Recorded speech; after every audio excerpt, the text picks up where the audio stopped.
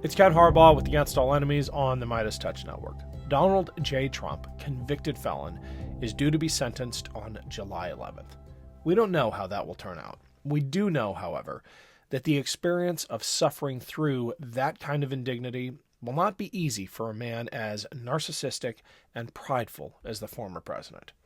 And for the vast majority of Americans, his status as a convicted felon will matter. One of the things we have to do between now and November is expose Trump for the criminal he is.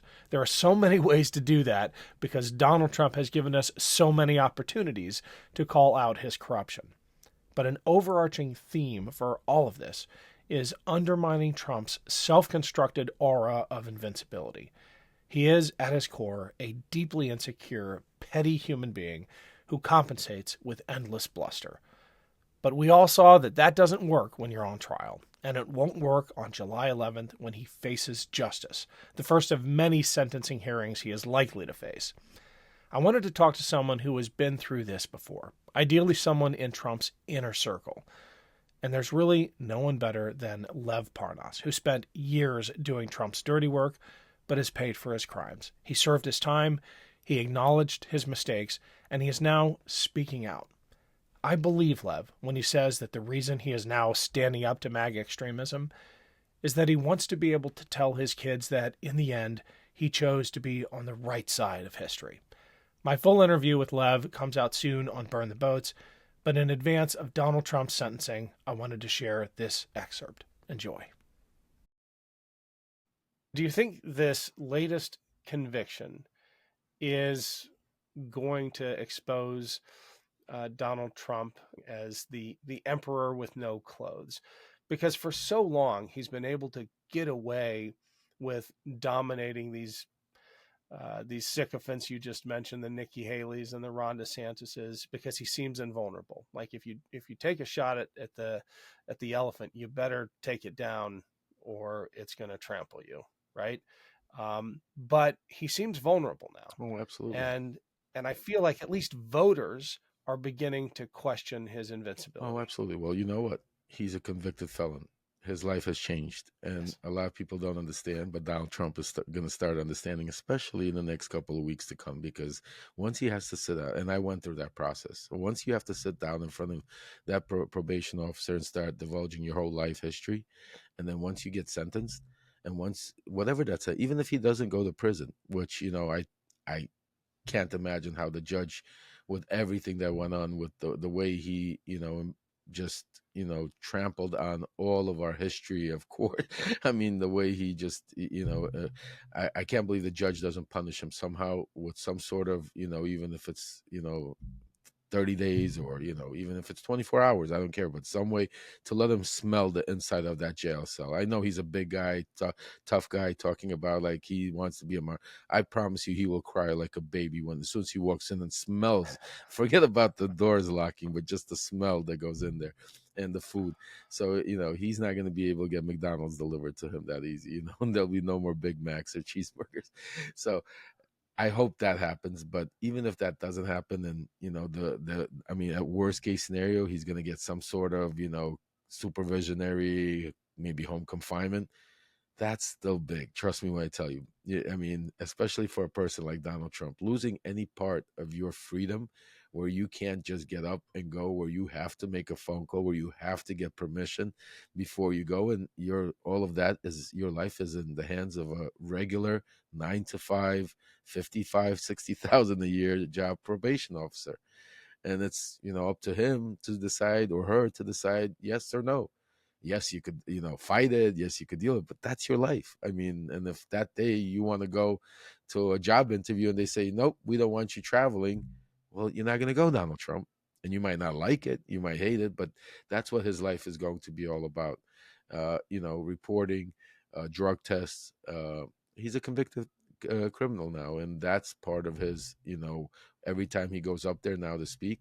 And I think that's the important part, not so much as this case, because even the way the media and everybody else really lowered it and made it seem like this was a nothing burger, that this case shouldn't have even been brought, helped Donald Trump and that whole thing. Even with all of that said, Americans, I can't believe Americans would vote And I'm not talking about the mega cultists, but the regular, once the elections come out, once the whole world's going to start realizing, once all these Americans are going to be at that voting, are going to think to themselves, can I look my kids in the face that I'm voting for a convicted felon that has another 90 conviction and another indictments ahead of him, but he's already a convicted felon. So I think that's a very big part of what happened in that case, the biggest part. I want to talk about the politics in a second, but may surprise you, we don't have many guests on here who have first-hand experience with sitting down before a probation officer. Can you just give us a sense of what that is like for the former president to have to suffer that indignity? Just paint the picture for us. What's the room Well, like? What's the power dynamic like? Because it's unlike anything he's ever experienced in his life. if he gets the normal process, what he should go through, if there's no one way or the other, is there's going to be lots of forms that he's going to already have filled out prior to that and have sent in that basically goes up your anal cavity with a microscope about everything you've done in the past, what you do, how you drink, what you eat, who you see, who you're friends with, who you're not, how you do your business, how you pay your bills. I mean, everything. I mean, literally your whole life story. And just filling those papers out is so how do you put it? Especially for a guy that doesn't uh, abide by the rules. It's very difficult to get forced to do. So that's the first step. He's going to be forced to do things he doesn't I, want I to do. Yeah, yeah, I got a quick question about that. Are those forms legal yeah. attestations? Like No, he can't well, lie on those, right? I mean, look, Donald Trump could do whatever he wants. I mean, and then we've seen he lies when he does it when he's sleeping. He lies every time his mouth opens up. So he's gonna lie on it. But those forms are really meant for the judge to be able to make a decision of how to sentence you. And that's what Donald Trump it doesn't. I guarantee he doesn't realize. His lawyers are going to try to explain to him that these forms are meant to show leniency, but guys with as narcissist as Donald Trump, with the narcissism that he has, he's going to go and lie on these do whatever he fill them out however he wants. Obviously, he's going to paint the picture the way he wants, and and that's what the judge is going to look at. So that's why I'm saying when you go in front of the judge and you went to trial and you lost and now you're going to be sentenced, the judge has three things to look at. You take a look what happened in trial and the verdict, your probation report that is going to come from the probation officer that you filled out, and then to see if you have any remorse. So let's take a look at those three. The case was a mayhem. I mean, you couldn't got any worse with the judge being fighting with them and contempt and all of that. Probation report is probably not going to be much nicer after the way Donald Trump handles it. I'll be curious to see that. And there's definitely not going to be any remorse. He's not going to get up there and apologize. He's not. I mean, he's going to get up there if anything and say this is a rigged trial. So that's why I'm saying to you, for the judge not to give him some sort of prison sentence, because if this would be anybody else, and I know the media is out there saying, well, these sort of cases, most people don't go to prison. Exactly, because mostly these cases, everybody is apologetic. Everybody, once the case is over, is trying to get the lenient sentence. And that goes into consideration because nobody wants to be a martyr and go to prison.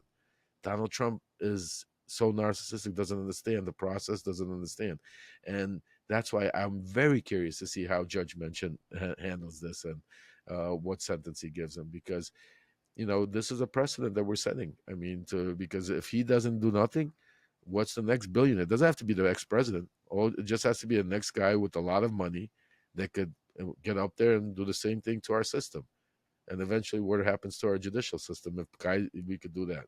So I think this is more than just a sentence. This is a message that has to be sent through Donald Trump for this not to happen again, not to be able to do what this man is doing.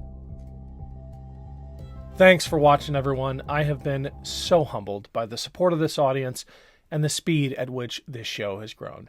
You are why I and the whole team here do this. If you're interested in bonus content, check out my Patreon page. It's free to sign up, and there's an option to donate as well. The link is right there and in the show notes. Thanks again.